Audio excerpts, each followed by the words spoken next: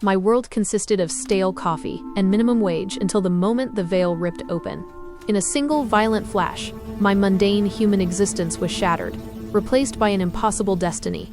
This is the story of how Sienna, a simple cashier, was dragged across worlds to become the High Lady of the Unseelie Court. Chapter 1. The resonance, the smell of old parchment and freshly roasted coffee beans, was the most excitement Sienna's senses had experienced all day. She leaned against the chipped laminate counter of the small gift shop nestled near the Adler Planetarium, staring out the wide, salt-stained window at the endless, indifferent blue of Lake Michigan. Midday, noon on a Tuesday in late October. The tourist season had withered, leaving behind a skeletal crew of locals and the endless flat gray of the city. Sienna was 24, and for 12 agonizing months her life had been defined by this low-wage purgatory. She sold overpriced keychains and plastic solar systems to people who never met her eye.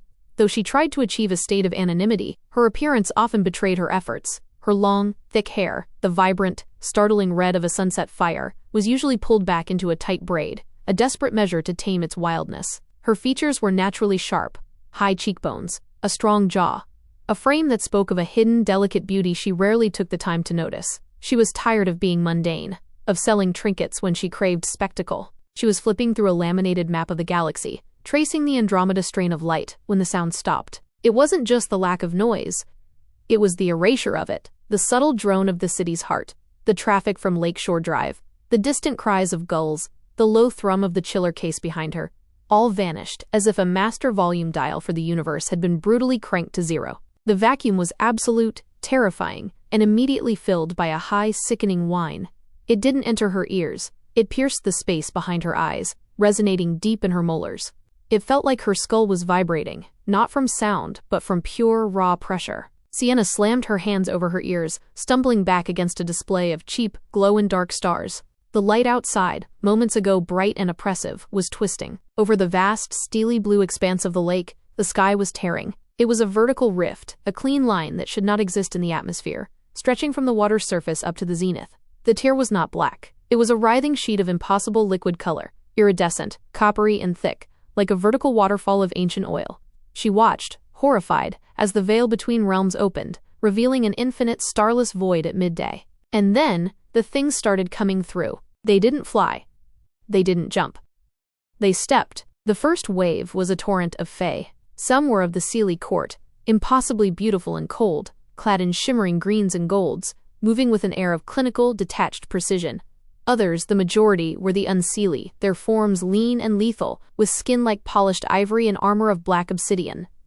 This was not a quiet arrival.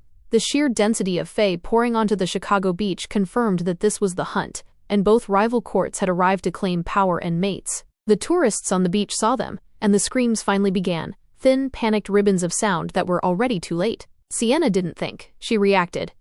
She vaulted the counter, her mind scrambling for the quickest exit. The back service corridor. She threw open the emergency exit door, hitting the cool, damp air of the alleyway, her long red hair whipping around her face as she sprinted. She skidded to a halt as a Fae hunter. An Unseelie scavenger with a cruel whip made of braided silver thorns blocked the alley's far exit. He wasn't one of the elite, but he was fast. He smiled, an expression of pure, anticipatory violence. A little morsel, the Fae purred, his voice like dry leaves skittering over stone. His eyes locked onto the startling color of her hair. And such a fiery little prize. He raised the whip. Sienna braced for the sting. Instead, the hunter was flung backward with a deafening metallic clang, slamming into the brick wall.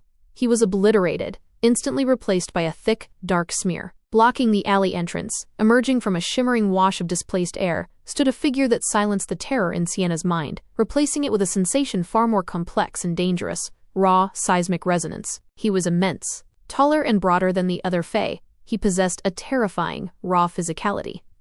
Corvin was breathtakingly handsome, yet fundamentally brutal. His features were sculpted from granite, a straight, high nose, intensely severe cheekbones, and a mouth that looked perpetually unused to softness. He was clad in dark, heavy fabrics, a coat and trousers, but they were torn and perpetually damp, covered in a clinging layer of dark, rust-colored grime. His black, matted hair was long, framing a face defined by his savage, unseelie power. He looked like a king dragged from a dungeon, which was precisely what he was. The smell was the worst part, an invasive chemical shock.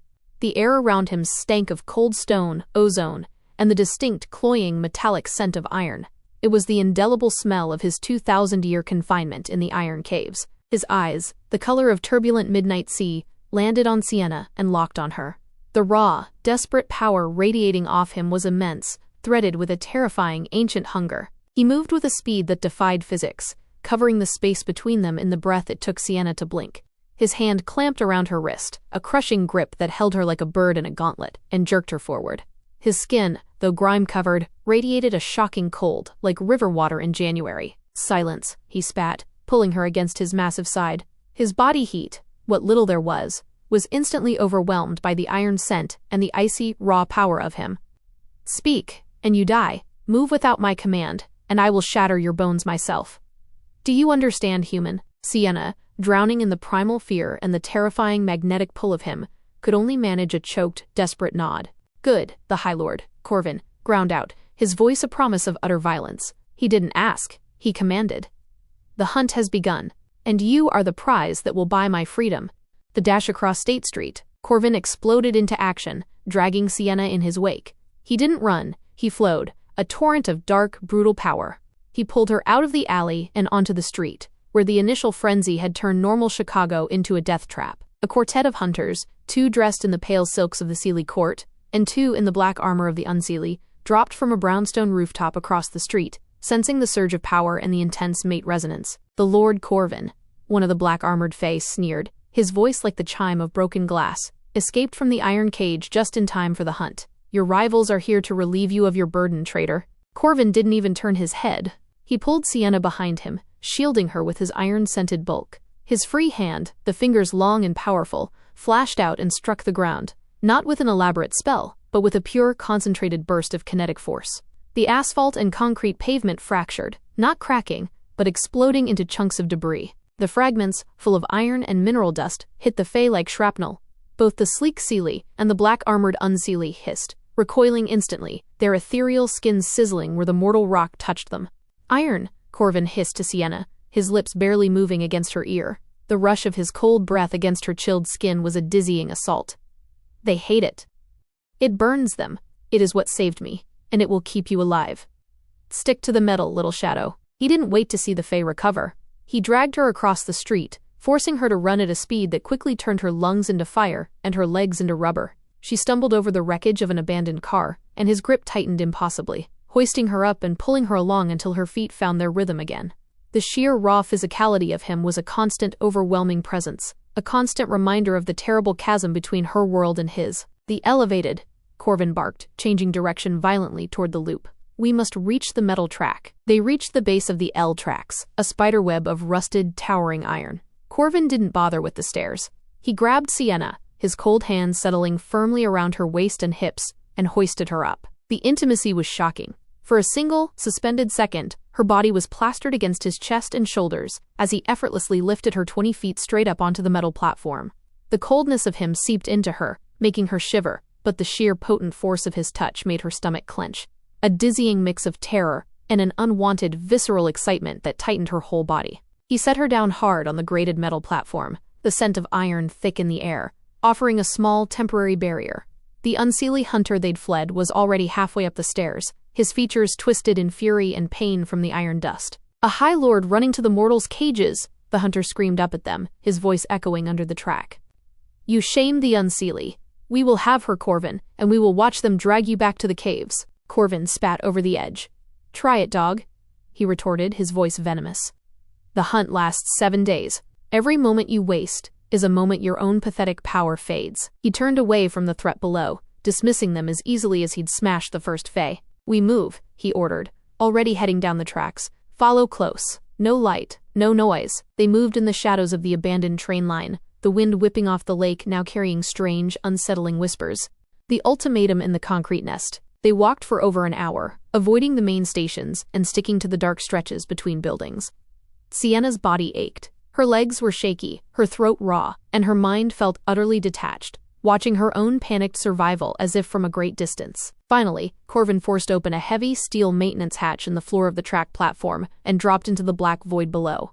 A heartbeat later, he reached up, not waiting for her compliance, and pulled her down. She landed awkwardly, her weight falling against him in the total darkness. His arms reflexively wrapped around her, catching her. Her cheek brushed against the rough fabric covering his shoulder, and she felt the icy skin beneath, laced with that metallic scent. It was the longest, most intense physical contact she'd ever had with another being, utterly devoid of tenderness, yet brimming with a lethal, charged energy. Corvin held her for one breath too long before shoving her away, a low sound of distress escaping his throat. "Enough," he growled, the rough texture of his voice vibrating in the small, cold space. "Control yourself, human." He pulled a small, glowing shard of crystal from his coat, a small, captured piece of starlight, and illuminated the small room. It was a derelict, concrete maintenance access space beneath the tracks, littered with ancient tools, dust and rust, more iron. A temporary tomb. Sienna finally collapsed onto a dusty heap of canvas, sucking in air. What are you?" she rasped, the question sounding hopelessly stupid. Corvin didn't answer immediately. He moved to the single, heavy iron door and braced a length of rusted rebar across it, the scraping metal echoing in the small room. Only when the door was secured did he turn to face her, his storm cloud eyes assessing her with a cold, terrifying intensity. "I am Corvin, High Lord of the Unseelie Court. And you," he said, his voice lowering to a terrible flat finality, "are the key that unlocks my survival." He knelt, not in supplication, but in a coiled, predatory posture, bringing his chillingly handsome yet utterly brutal face close to hers. The metallic scent was overwhelming here. 3,000 years ago, he began, his voice laced with venom and ancient pain. "The Fae retreated, bound by the High Covenant to stay within our realm. Once every 3 millennia, the veil thins, it tears, and we are permitted to access this realm for a period known as the Hunt. The purpose is simple: power." He gestured vaguely toward the ceiling. "Fae power is volatile. It must be reinforced, grounded. A true mate bond with a compatible human allows the Fae Lord to absorb that grounding energy. It turns immense, raw power into controlled, focused strength. It makes me invincible to my rivals. The Hunt is when we find them, and both the Seelie and my court are desperate for this surge of power." Sienna stared at him, unable to speak, her mind grappling with the reality. Why? Why me? "I'm nothing. I'm a cashier." "You are not nothing. You are a resonance," Corvin said, tracing a line on her jaw with his finger. His touch was so cold it burned. "You carry the dormant line of a human family that was once bonded to my clan millennia ago. Your essence, your very blood, is tuned to mine." He noted the fire of her hair, the high color in her cheeks. He leaned closer. "I was imprisoned," he confessed, the venom in his voice spiking. "Accused of genocide against a rival clan, the Seelie allied Aethel. 2,000 years I suffered in the iron caves, bound by chains of the very metal that is death to my kind. Only the moment the veil tore, and the massive surge of energy reached my prison, did I break free. I am weak, Sienna, weakened by the iron, weak from my escape, and politically crippled by my exile." He gripped her chin, forcing her to meet his relentless gaze. "I need the power of the bond to return to the Unseelie Court and fight the tribunal that seeks my permanent death. You are not a woman to me, little shadow. You are a weapon. And you are a timer." "A timer?" she whispered, the word barely audible. "The hunt lasts 7 days. 7 days for every Fae Lord to find his mate, claim the bond, and absorb the power. When the veil snaps shut, all residual magic in this realm will activate the final phase." He paused, letting the silence draw out. "The memories of every human left here will be wiped clean. They will forget the hunt, the Fae, and the blood they saw spilled. They will think this was a terrible 7-day weather event, or a mass psychosis. And us, the mated humans," Corvin stated, his expression becoming predatory again, "are pulled through the closing veil. We return to the Unseelie realm. If I have not secured the bond, if I have not claimed your essence, my enemies in the Unseelie Court will have the pleasure of dragging me back to the Iron Caves, and they will kill you for the insult. If I succeed, you live. But in a world where dangers do not stop, because the moment we cross, your own transformation will accelerate." He let go of her face, the sudden loss of contact almost a physical wound. Sienna felt a faint, echoing sting where his icy finger had touched her. "You are already changing, little shadow. Your spirit is attuned. I can feel the change beginning." Sienna shook her head, terrified. "No. I'm just human. I'm tired and scared." "You are more," Corvin contradicted, his eyes scanning her face with an unnerving, proprietary interest. "The transformation is slow in this realm, but I can feel the energy, the untapped healing latent within you. You will become tougher. Your features will refine. You will eventually look less like prey, and more like me." His gaze dropped to her throat, a dark, consuming look that made her pulse thunder against her ribs. But for the next 6 days you are only a human vessel, a prize that every rival hunter wants to steal or destroy just to deny me the power. You are the most hunted thing in Chicago, and I, the escaped criminal, am your only chance at seeing the other side of the veil. He stood, his immense shadow engulfing the small space. The iron scent was a constant reminder of his horrific past and his immediate, volatile danger. Rest now, Sienna. You need your strength for the inevitable escape. I will keep watch. He turned his back to her, moving to the secured door, his shoulders rigid with centuries of tension and raw, unbound power. Sienna watched him, her body aching, her mind reeling. She was mated to a war criminal, trapped in a concrete box, waiting for a hunt to end so she could be dragged into an even deadlier realm, where she would slowly lose her humanity. She felt the residual cold of his touch, and beneath the panic, the faint, dizzying resonance returned, a seductive, terrifying whisper that promised power, protection, and complete destruction. She was no longer invisible, she was claimed, and her new life had exactly 6 days and 16 hours left before the final, terrifying transformation began. Chapter 2. The Blood Price. Sienna awoke to the rhythmic, shallow sound of Corvin's breathing. The air in the concrete nest was frigid and heavy, with the smell of dust and the metallic scent of his skin, an invasive perfume of iron and ozone. She had slept for perhaps 2 hours, a sleep less restful than a trance, every nerve ending screaming in hyper-awareness. Her first conscious sensation was not fear, but a strange, deep-seated clarity. She focused on the glowing shard of captured starlight Corvin had placed on a nearby chunk of rubble. In its faint, blue luminescence, she could see the dust motes hanging motionless in the air, and the microscopic lines of rust spiderwebbing across the iron rebar. Her vision, once merely good, was now frighteningly sharp, cutting through the darkness with predatory precision. Then she felt the change on her own skin. She lifted a trembling hand, running her fingertips over the cut she'd received jumping a low wall, a ragged scrape across her knuckles that should have been stinging. It was gone. Not scabbed over, but simply gone. The skin was smooth, pristine, startlingly pale against the vibrant red of her hair that had spilled forward during her sleep. The bond was not waiting for the veil to close. It was a parasitic, immediate exchange. Corvin, hunched near the bolted iron door, shifted. He hadn't been sleeping. His eyes, those intense, turbulent storm clouds, were wide open, fixed on the weak point where the door met the concrete frame. The resonance demands payment, little shadow, he stated, his voice a low, gravelly rasp that scraped the stillness. Sienna pushed herself up, wincing as her muscles protested the brutal forced run. My hand, the cut is gone. He finally turned his gaze fully toward her, and in the dim light, she saw his exhaustion, a frightening depletion beneath the permanent shadow of his cheekbones. The brutish perfection of his face was slightly marred by a vein of toxic gray running beneath the skin of his throat, a residual stain from the iron chains that had bound him for millennia. He was handsome, yes, stunning in a savage, unforgiving way, but the price of his escape was visible. Your healing accelerates. It is the beginning of the change, he explained, his tone flat. And it costs me. The resonance is drawing the iron from my flesh, yes, but it uses your mortal life force to mend the deeper wounds. It consumes your humanity to secure my strength. This is the blood price of our bond. He stood, unfolding his massive frame. The scent of ozone and iron surged with the movement. We must move. Staying in any location for more than 3 hours is death. The Fae, both courts, can track the mate resonance, especially now that it's accelerating your healing. They know I have claimed you. The hunt for sustenance. They moved through the pre-dawn darkness of Chicago, navigating the skeletal framework of the L tracks. The wind whistled through the gaps, carrying the faint, high-pitched whine of the partially open veil. Below, the streets were a chaotic wasteland of abandoned vehicles, looted storefronts, and increasingly, signs of Fae violence. Patches of frozen, unnatural frost clinging to brick walls, Seelie magic, and deep, pulverized craters in the asphalt, unseelie rage. Corvin, despite his weakness, moved with the silent, coiled grace of a deep forest predator. He kept Sienna pressed close to his side, his arm a band of cold, hard muscle around her shoulders, the metallic scent of him her only anchor.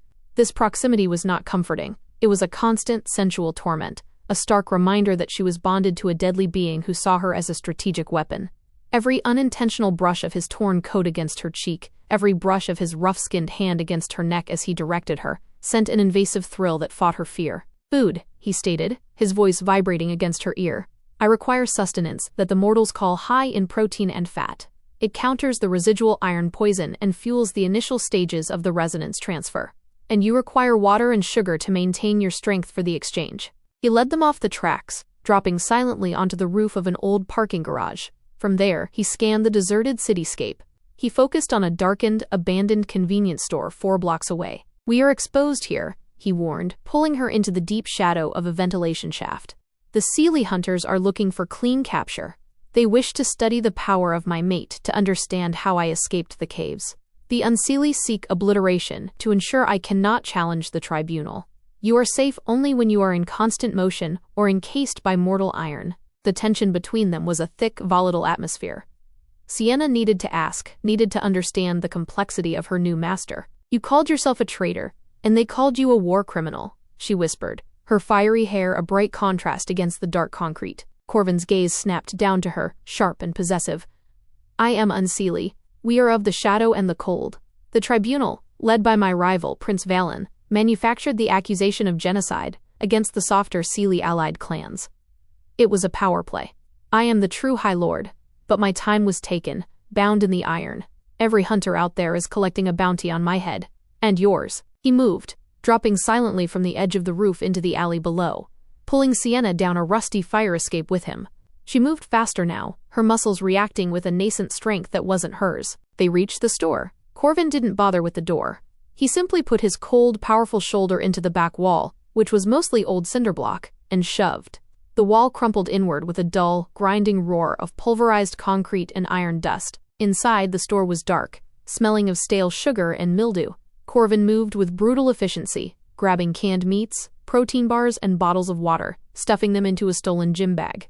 Sienna, following his command, grabbed only pure sugar, energy drinks, and dark chocolate bars. As they moved toward the exit, Corvin froze, his head cocked toward the torn-open back wall. His handsome features hardened, the brutish edge of his power becoming palpable.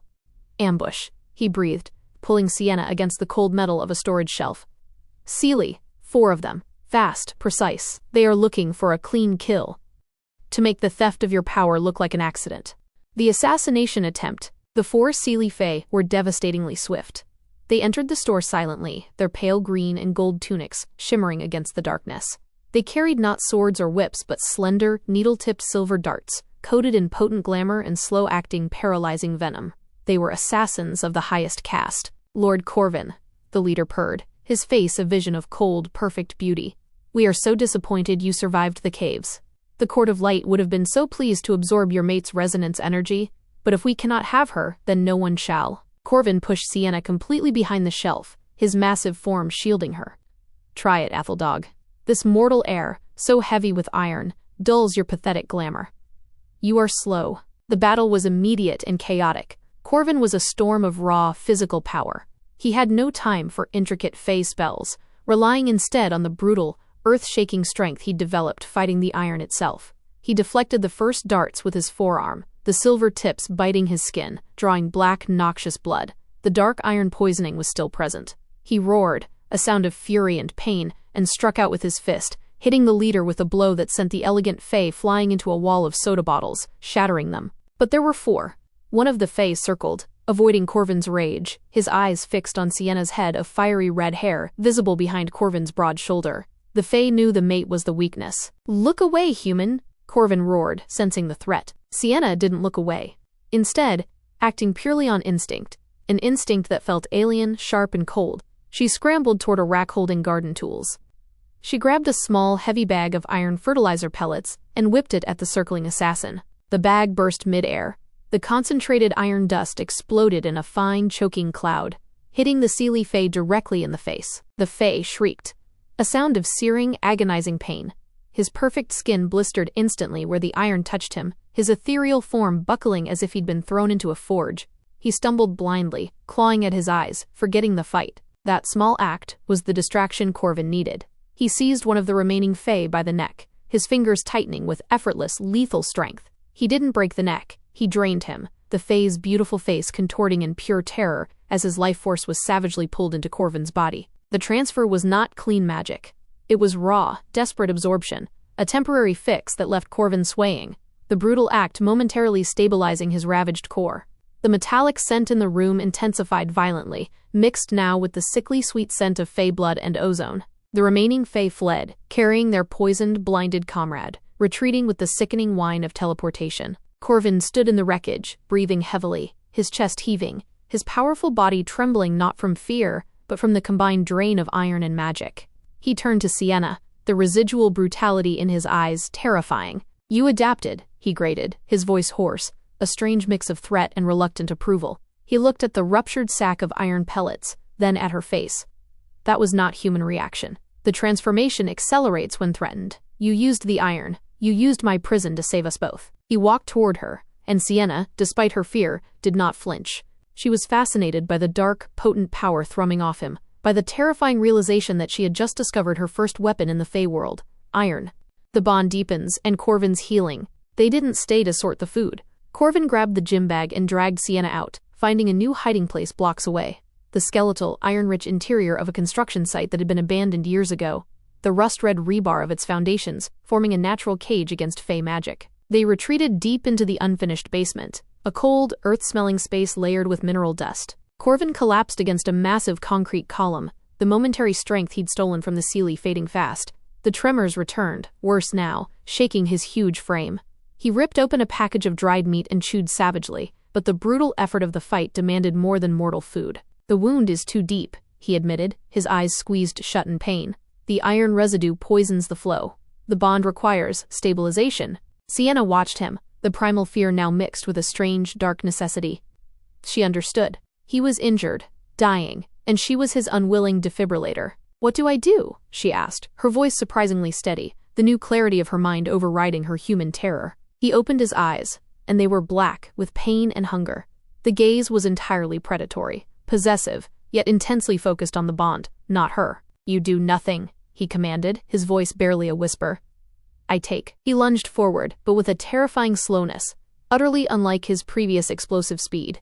He pinned her against the cold concrete pillar, his large, ice-cold hands clamping down on her waist, drawing her against the full length of his hard, trembling body. His face, so breathtakingly handsome, yet marred by the gray exhaustion, moved to the side of her neck. He didn't bite. He didn't kiss. He simply pressed his lips to the racing pulse point beneath her jaw, his cold skin meeting hers. And then, the resonance became seismic. It was an invasive, intoxicating flood of energy that felt like a painful electrical current surging from her core into his. Sienna gasped, her hands instinctively clutching the broad, muscular shoulders of his torn coat. She felt the metallic taste of his power, cold and overwhelming, flooding her senses, drawing away her heat, her human vitality, and her exhaustion. It wasn't a gentle transfer. It was a savage, necessary drain. The drain was exquisite agony. Her body convulsed against his, the sensual nature of the transfer inescapable. It was the purest form of forced intimacy, her life force fueling his ancient, dark power.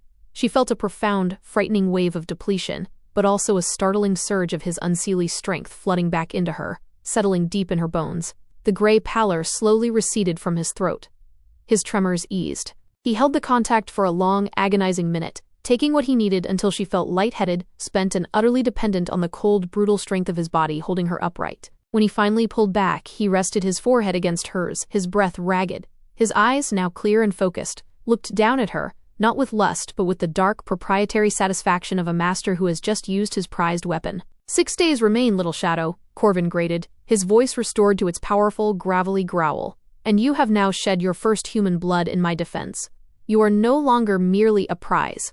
You are a participant. Your transformation has begun in earnest, and the cost will only rise. He let her go, stepping back into the shadow, already alert, always watching. Sienna sagged against the pillar, breathless, terrified, and acutely, violently intrigued by the dark, compelling destiny he had forced upon her. She was cold, exhausted, and yet she felt the deep, latent strength of a predator now resting within her. Chapter 3. The Mating Draw. The cold of the concrete basement was a perpetual enemy, seeping into Sienna's bones despite the thick layers of dust and the oppressive silence. She hugged herself tightly, her vibrant red hair a stark splash of warmth against the gray, utilitarian despair of the construction site. Corvin was seated opposite her, leaning against the damp column, the shard of captured starlight casting long, distorted shadows across his brutally handsome features. "You are cold?" he asked, his voice a low vibration in the stillness, a query less of concern and more of observation. Her arms were wrapped around her, and she nodded, the motion stiff. She didn't trust her voice. The terror and the unsettling, powerful resonance he awakened in her core made speech difficult. Every interaction with him felt like standing too close to a high-tension wire, humming with lethal, charged energy. Corvin immediately stood, his movements efficient and massive. "I'll go and look for some clothes to keep you warm." His declaration was a decree, not a request. He then left her, tightly closing the heavy metal door behind him and plunging her back into the overwhelming silence, with only the faint, blue starlight for company.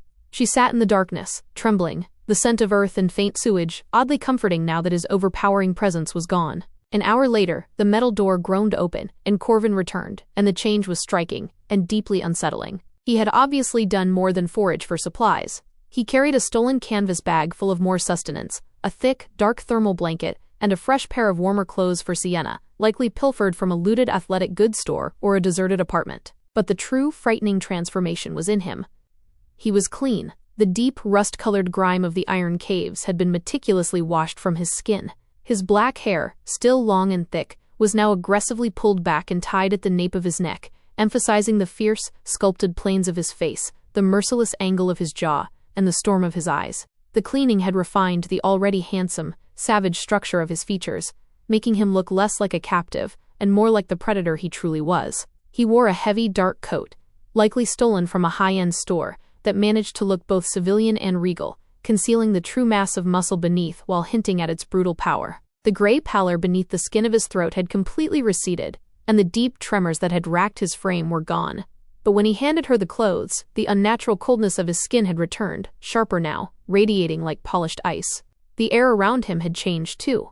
The rank, metallic smell of prison iron was reduced, almost undetectable. Beneath that faint, lingering metallic tang, a profound and intoxicating new scent was settling: cinnamon, crushed mint, and the deep, cold fragrance of a midnight forest. It was the true, potent essence of the unseelie lord, finally free of his prison's toxic residue. It was magnetic, terrifying, and utterly addictive, forcing Sienna's senses to reel. Sienna took the clothes, her fingers brushing his, and the brief touch, now clean, was electric. She went to the darkest corner and changed quickly, pulling on the soft, thermal layers.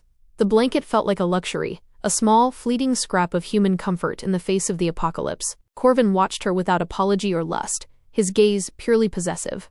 He sat in a corner and tore into a protein bar, his movements predatory, efficient, and totally lacking in human consideration.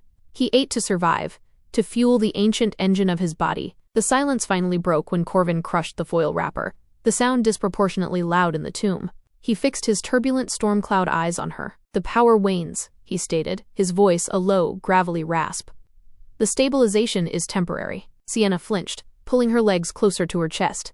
She already felt the human exhaustion returning, the high-wire clarity of her mind dulling at the edges. The terrifying electric surge she'd felt when he pressed his lips to her neck had vanished, leaving only a residue of cold fear and a lingering, forbidden tremor of awareness. "But you drained the Fae Hunter," she whispered, her voice tight with confusion. "And you took my energy. How can it be fading already?" Corvin leaned forward, his elbows resting on his knees, and the sheer volume of his physical presence was overwhelming in the small space. The lingering ozone and forest scent seemed to press in on her, demanding her focus. "The resonance is a river, not a cistern, little shadow," he grated, the term a proprietary brand of ownership she was beginning to hate yet crave. "It flows from you to me, yes, but only to patch the mortal wounds, the poisoning from the iron, the depletion from my millennia in the caves. The flow is corrupted. It is like trying to heal a broken bone with water.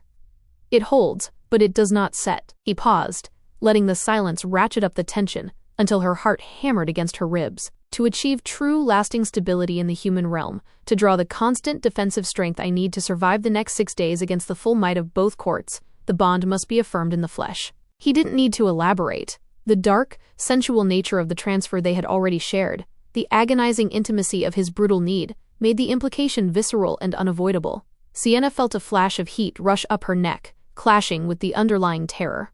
The thought of fully submitting to this powerful, savage being, even in a transaction of survival, was a dizzying cliff edge. "The act would bind us deeper, stabilize the resonance, and allow a more consistent, restorative flow of power," Corvin continued, his eyes locked on hers, utterly devoid of softness. "It would make me stronger, and you, safer. It would accelerate your physical toughness, giving you the stamina to survive this hunt.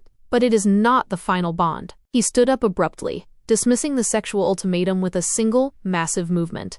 "The true flow, the power that will make me invincible to Valen's tribunal and fully complete your transformation, can only occur when the veil closes. We must be on Fae ground for the final claiming." He moved to the corner of the basement, running his cold hand over the raw concrete wall, his enhanced hearing focused on the city above. The hunters are closer. They are searching for the distinct, localized tremor of the power transfer. We cannot stay.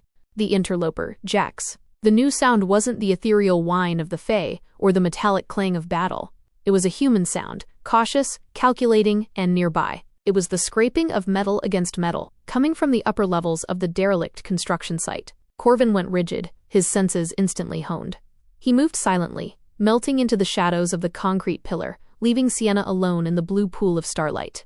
His eyes, now pools of absolute darkness, fixed on the narrow ventilation shaft near the ceiling. "Hunter?" Sienna whispered, pulling the blanket around her shoulders. "Too clumsy," Corvin rasped, his voice low enough to be a vibration in the dust. "Human. And alone." "Wait." The scraping continued, followed by a light, expert footfall above them. Then, a length of frayed rope dropped through the shaft, swinging down. A moment later, a figure dropped onto the dusty floor above the basement entrance. A young man, maybe a couple of years older than Sienna, clad in tactical scavenged gear. He was carrying a long, improvised staff, a length of rebar tipped with a sharpened steel plate.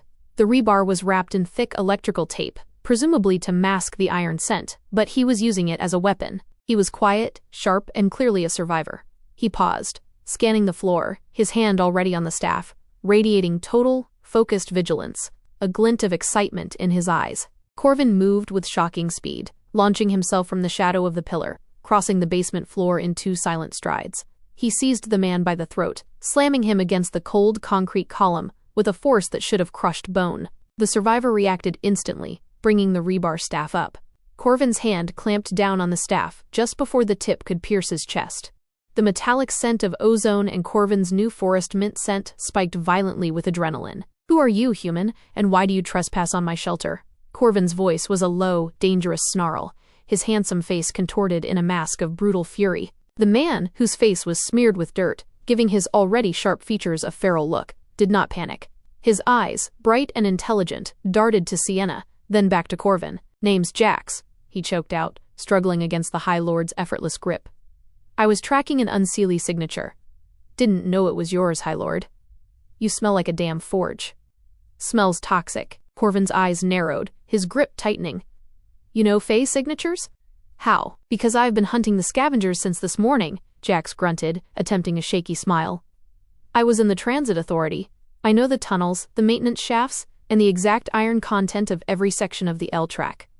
You need to move, High Lord. The Fae, both kinds, are starting to pattern their hunts. They'll sweep this sector within the hour, clearing out the remnants of the chaos." Sienna's heart hammered a frantic rhythm. Jax wasn't panicking. He was organizing. He was exactly the kind of smart, capable anchor they needed in this terrifying new reality. "He is a liability," Corvin growled, somehow reading her thoughts, ready to discard the human. "No, he's a map," Sienna countered, throwing off her blanket and stepping into the light, her red hair blazing. She felt the subtle shift of authority between her and Corvin, a terrifying new confidence that came with the bond. "He knows the city now. You know the past. And he knows what repels the Fae. We need to go deeper into the grid. Jax, where is the most fortified place?" Jax didn't look at Corvin. He looked at Sienna, recognizing the new, dark fire in her eyes. "The old Federal Reserve vaults in the financial district? Deepest concrete, massive iron reinforcement. If we can get through the tunnels, we can lock ourselves in for days." Corvin stared at Sienna, his handsome, brutal face registering a reluctant calculation. "You make the suggestion, little shadow. You risk his life. Let him prove his worth." A volatile alliance. The decision was made with Corvin's silent, savage nod of agreement. Jax became their reluctant, human pathfinder. The alliance was a tight, volatile coil of distrust. Corvin viewed Jax as disposable, Jax viewed Corvin as a ticking, violent bomb, and Sienna viewed them both as necessities for survival. Jax retrieved his bag, pulling out crude but effective tools, a heavy wrench, a modified lockpick, and a thermal blanket. He ignored Corvin's intimidating presence, focusing on the tactical reality. "We go through the utility tunnels, gas, water, communications," Jax explained, pointing to a dark, narrow conduit hidden behind the pillar. "They connect to the loop subways, and those connect to the financial district. It's tight, it's cold, and the air is thick with iron vapor. You, Lord, will manage to pass through it. They," he nodded toward the ceiling, "will hate it." As Jax worked on prying open the conduit cover, Corvin leaned into Sienna, his cold breath raising goosebumps on her neck. "He sees you," Corvin muttered, a fierce, possessive note entering his voice. "The bond is shining off you like a beacon. He sees the fire in your hair and the change in your eyes. He is a distraction I do not require. I think he is the reason we won't die in the next hour. We need help," Sienna retorted, her voice low and tense. The tension of their forced intimacy was becoming almost unbearable. She craved the strength he took, even as she despised his possessiveness. "That power I drew from you is already gone," Corvin hissed, his lips brushing her ear. "It was enough to clear the iron, but not enough to stabilize the flow against the drain. The next time I draw, it must be the mating draw. The full, devastating exchange that will bind your human fire to my unseelie core. The time for subtlety is over, Sienna. You need to understand the bargain. Power for power. Submission for survival." His meaning was utterly clear, sensual, and dark. He was demanding a surrender that would save his life, and potentially hers. The realization that her destiny, and the fate of the High Lord, rested on a desperate sexual act in the depths of a crumbling city, filled her with a terrifying rush of fear and inevitable acceptance. Jax finally ripped the conduit cover off, revealing a pitch-black, narrow tunnel smelling of ozone and sewage. "Tunnels open. Lord Corvin, you first. Your sight is far better than ours in these tunnels." Corvin shot Sienna one last intense, possessive look, a silent reminder of his brutal claim, before dropping into the hole. The tunnel trap and the mating draw. The utility tunnel was a terrifying, suffocating maze. They moved in a single file, Corvin moving with unnatural silence despite his size. Sienna, her bright hair constantly being snagged on cables, and Jax, silent and watchful at the rear.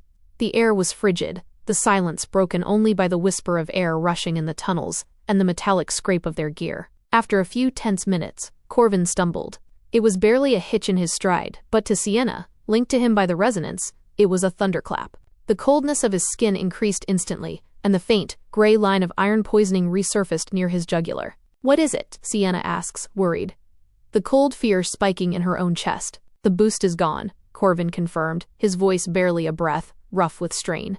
"The environment is draining me too fast. Too much damn iron." "How much longer until we hit the subway?" Sienna asked Jax, her voice strained. 200 yards, through an access pipe that connects to the old loop line, Jax answered, his voice tight. "But something's wrong. It's too cold here. Even for these tunnels." Sienna, using her now enhanced hearing, heard it first. A sound far colder than the metallic scrape of Jax's rebar. It was a faint, high-pitched chime, like icicles breaking, coming from directly ahead. "Seelie," Sienna whispered, recognizing the signature. Corvin bit his jaw hard, strain visible in his handsome face. Then she continued, the knowledge flowing from the bond. "Not hunters. Something decorative. They're waiting." Corvin halted, eyes drifting to her, acknowledging the transfer of knowledge. His body immediately became a shield for both of them. Valen's retrievers.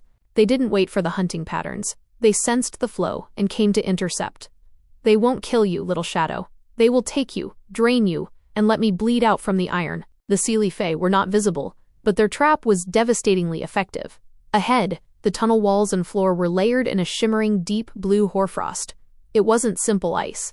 It was frozen magic, radiating a cold so intense it bit at Sienna's lungs, threatening to seize the moisture in her airways. "Seelie glamour and frost spells," Jax muttered, recognizing the danger. "The magic is too strong to penetrate. It will paralyze us before we reach the pipe." Corvin looked back at Sienna, his eyes burning with a desperate intensity, the last of his stolen strength focused on her. "I cannot pass that barrier. It will freeze me solid. Jax, take the woman and retreat. Run back the way we came." "No," Sienna said, her voice firm, startling even herself. She understood the cost. Corvin was asking her to abandon him, ensuring his capture and her own continued run as a rogue prize. The thought of his terrifying, vital presence being extinguished was intolerable. The resonance demanded his survival. "The power flows better when you take it," Sienna argued, stepping closer, her mind made up. Corvin was the only way she will survive.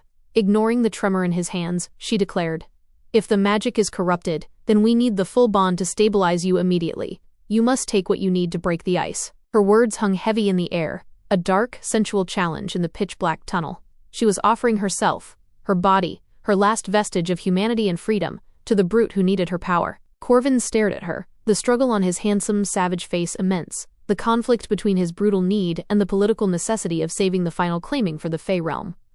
But survival was paramount. "The exchange will be absolute here, Sienna," Corvin warned, his voice dangerously low, his eyes locked on her face. "There will be no retreat. You will be claimed in soul and body, even if the final step must wait. You will be mine entirely. Do you understand what you are offering me?" She nodded, eyes wide, voice suddenly thick with a strange anticipation and hunger. Corvin then looked at Jax, who was silently watching them, leaning casually against the conduit pipe. "I saw a fork in the tunnels behind. Where does the other path lead?" Corvin's raspy voice came out. "It's another way that meets with this path straight ahead, just longer and less maintained." Jax shrugged, his gaze neutral. "Go and check it out. Maybe it isn't sealed off by frozen magic," Corvin suggested. The suggestion purely a way to get rid of the strange human who seems to know too much about the Fae realm, but a necessary resource, though one he needs to watch carefully. Jax shrugged. "Sure thing. I'll take my time." He turned and disappeared around a tight corner, seeming to know exactly why Corvin and Sienna needed the privacy. Corvin's eyes narrowed as he watched Jax turn the corner, then focused back on Sienna, the hunger in his gaze no longer just for power. His cold, powerful hand seized her, dragging her into the narrow space against the tunnel wall. He crushed her against the solid rock, shielding her from the biting cold of the Seelie magic. His mouth descended on hers, not in a kiss of affection, but a kiss of possession. Cold, demanding, and utterly consuming. The metallic scent of iron and ozone exploded around them, quickly overlaid by the intense, primal scent of his forest mint essence. This was no gentle draw, this was a savage, necessary consumption, the mating draw. The electrical fire of the resonance surged, far stronger, far deeper than before, with each grunted thrust, tying her consciousness to his in a dizzying frenzy. Sienna's hands hungrily ran over his broad shoulders, clawing at the thick coat. She felt the absolute cold devastation of his power, the 2,000 years of prison trauma, the raw, unseelie sensual hunger, flooding her mind as her body surrendered to the devastating sensual drain. Her entire being felt emptied, the vibrant red of her human vitality pouring out, and the cold, dense essence of his Fae core rushing in. Her fingers found the tie in his hair, which she didn't remember loosening, pulling free the black strands that fell around them like a curtain. Her hunger for him was shocking, primal, not realizing how ready her body was for him until he plunged deep inside her. It was a pure mixture of agonizing pleasure and high-voltage energy. The drain was exquisite, agonizingly intimate. She felt the sudden, terrifying rush of his power stabilizing within her, and she cried out as Corvin reached his peak, the immense power flooding into his core, settling with a brutal, satisfying finality. The energy that flooded into Corvin's core was immediate and immense. He broke the kiss, his eyes now blazing with savage, restored power as he slows his thrust and rests his forehead against hers. Once the blinding sensuality and energy drowned, Corvin withdrew his now softening shaft. And he stepped back from her. Awkwardly, Sienna sought her pants and wondered how he managed to remove them both from her body so quickly and smoothly. Corvin cleared his throat, his posture instantly returning to that of the High Lord, masking the recent raw act. "Thank you," he murmured, his body feeling stronger than it had in millennia, the gray veins of iron poisoning entirely banished. "Jax!" Corvin shouted, his voice echoing with potent, renewed strength. "Get ready. We break the ice now." Jax appeared instantly from a corner, his hands shoved casually in his pockets. Sienna looked between the two males, surprised. "You've been there the whole time?" she asked, her voice raspy, her body still trembling from the residual energy. Jax shrugged, the single motion an answer to most of his questions. Corvin, fueled by the terrifying, ultimate transfer, erupted toward the blue frost barrier. His fist struck the crystalline ice, not with brute force, but with a sudden, localized surge of white-hot heat, the raw energy he'd just stolen from Sienna's core, which caused the Seelie magic to collapse inward on itself, with a violent crackle, and a spray of scalding water vapor. The intense cold was instantly reversed by a burst of oppressive heat. The path to the loop was open, but Sienna was left trembling in the darkness, profoundly and irreversibly claimed.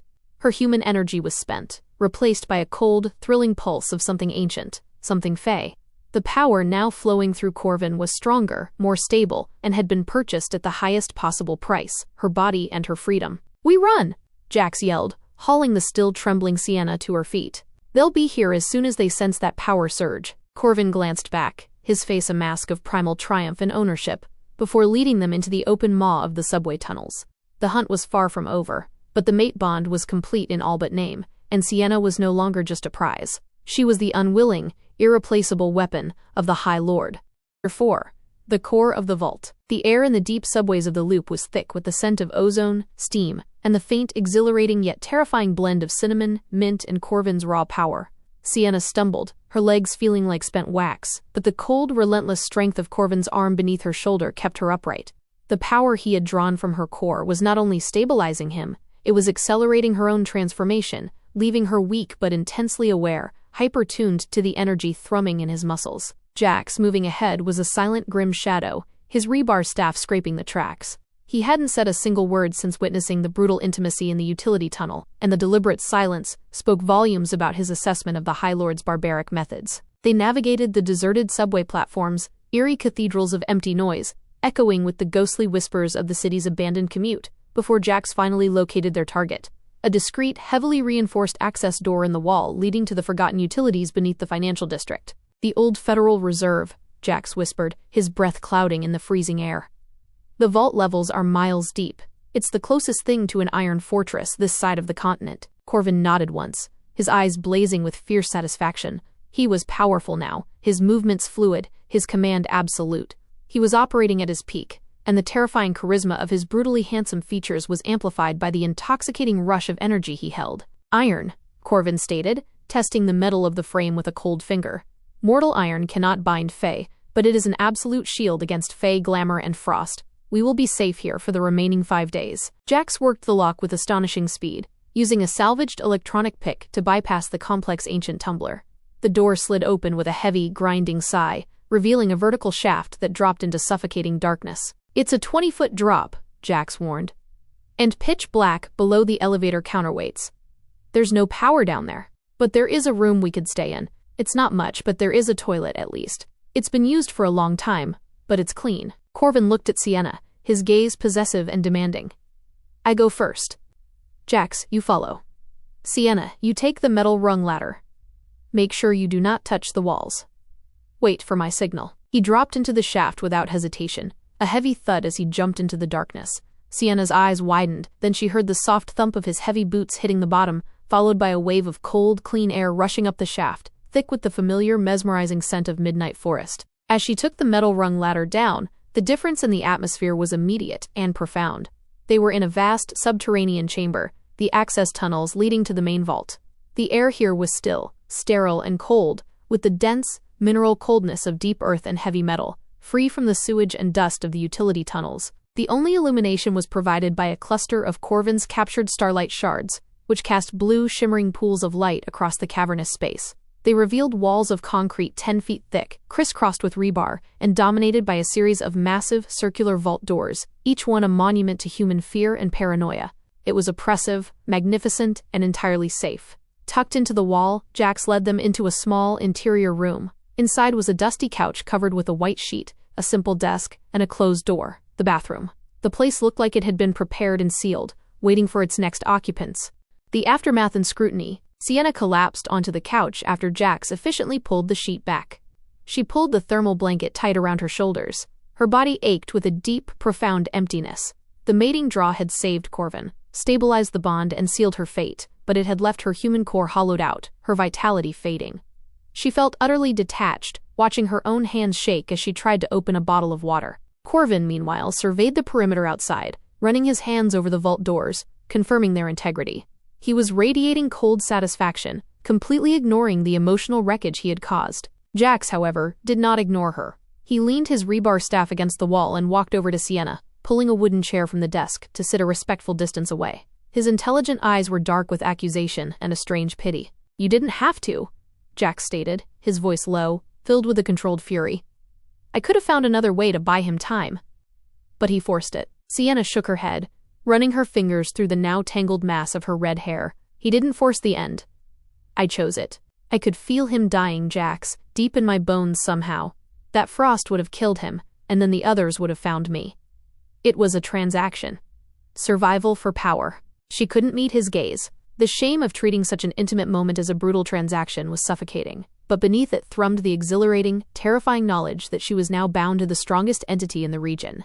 Corvin, sensing the shift in conversation and the challenge to his authority, stalked inside the small room toward them. His movements were silent despite his size, the heavy black wool coat sculpting to his immense frame as he moved. The scent of cinnamon and mint was aggressive now, proclaiming ownership.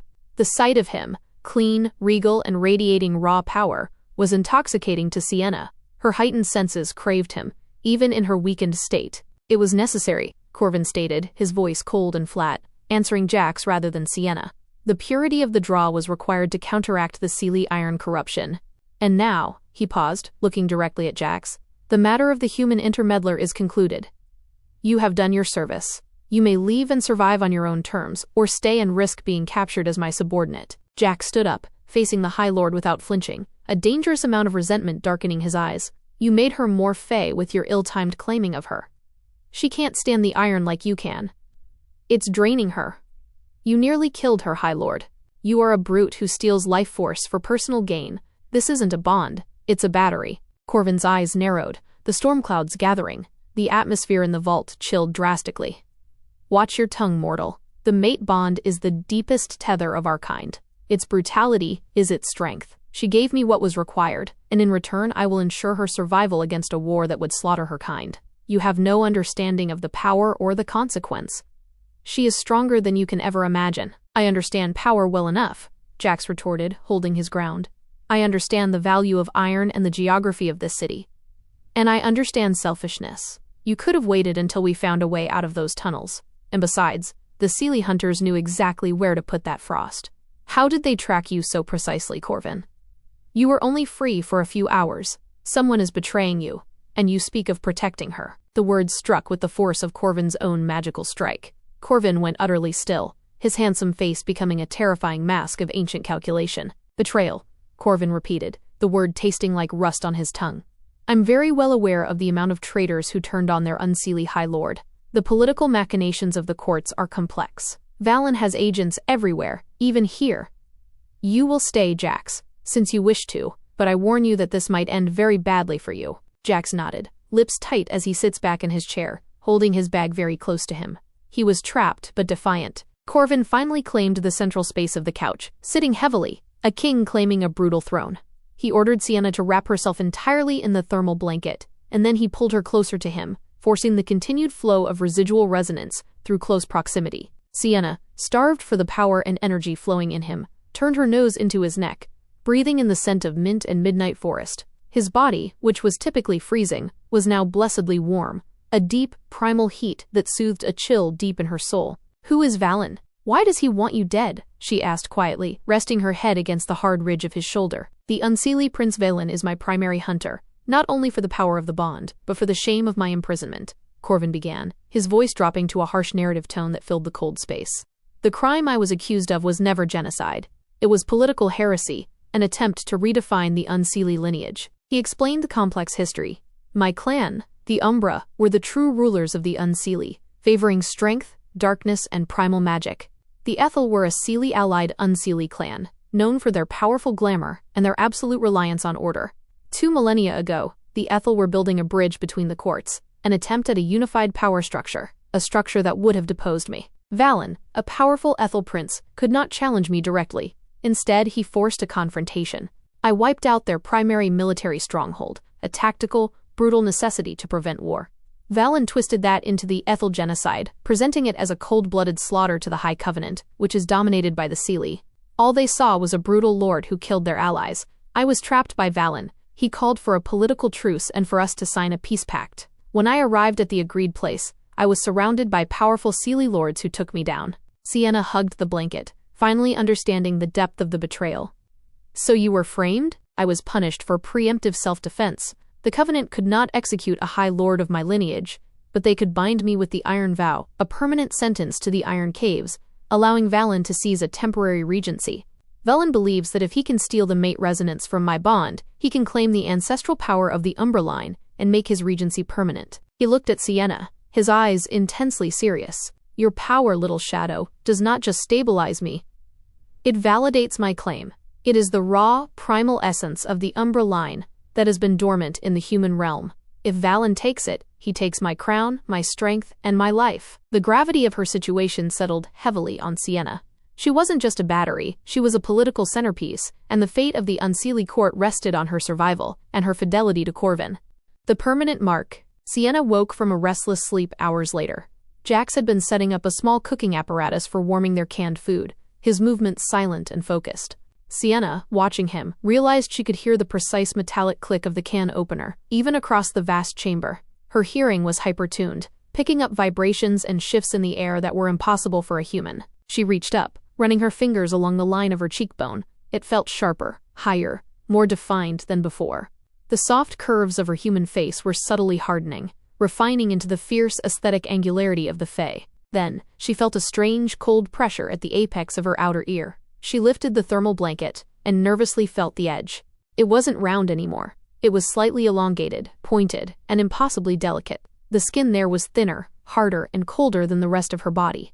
Her fire-red hair, which had hidden them before, now seemed to frame them, drawing attention to the terrifying truth. She was changing. The power transfer had permanently accelerated her physical transformation, marking her as irrevocably Corvin's. Sienna gasped, the sound cutting through the silence of the vault. Corvin, who had walked outside again to check the perimeter, rushed back instantly. He walked to her, knelt, and gently reached out. His fingers, still warm from the recent energy exchange, brushed the newly sculpted edge of her ear. The touch was agonizingly soft, intensely intimate, and profoundly possessive. "It is done," Corvin murmured, his eyes filled with a dark, primal satisfaction that made her skin crawl. "The mating draw has set your features. The human shell is cracking. You are now irrevocably marked as mine, and the veil will recognize you as Fae, even if we fail to close the final bond." He stood, his hand resting on the back of her neck, his thumb resting gently on the newly sensitive skin behind the Fae ear. "Your strength is now my strength. Your life is my life.